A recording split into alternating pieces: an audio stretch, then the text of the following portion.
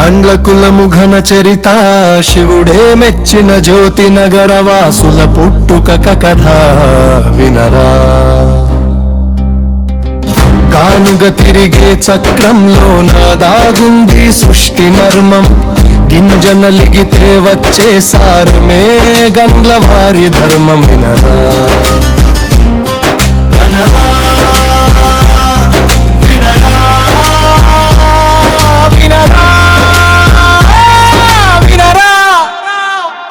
ఆదిమనువు వంశమండి, పౌలస్తుని సంతతి అండి, గుడిలో దీపం వెలిగించే పుణ్యమూర్తులు వీరండి. ఈశ్వరుని ఆజ్ఞతోని ఇలలోకి వచ్చినారు, అంధకారమును పారద్రోలే కాంతి పుత్రులైనారు. నూనె లేనిదే దీపం లేదు, దీపం లేనిదే దైవం లేదు. దైవ సేవకే అంకితమైన ఆది జాతిదిరా. ఆదిమనువు వంశమండి, పౌలస్తుని సంతతి అండి, గుడిలో దీపం వెలిగించే పుణ్యమూర్తులు వీరండి.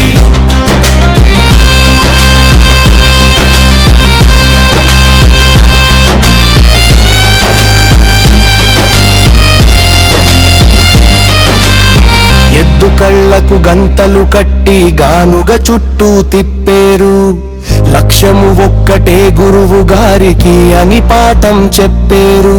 కఠినమైన గింజ పగిలితేనే కమ్మని నూనె చాలువారు, కష్టాలెన్ని ఎదురైనా కన్నీరు తుడిచే కరుణ వీరు.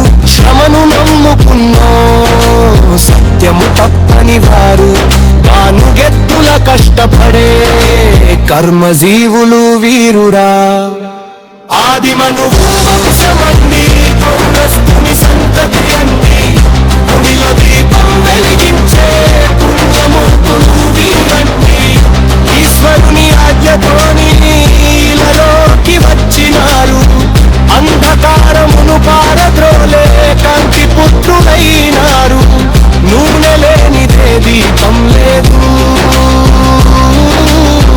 దీపం లేనిదే దైవం లేదు.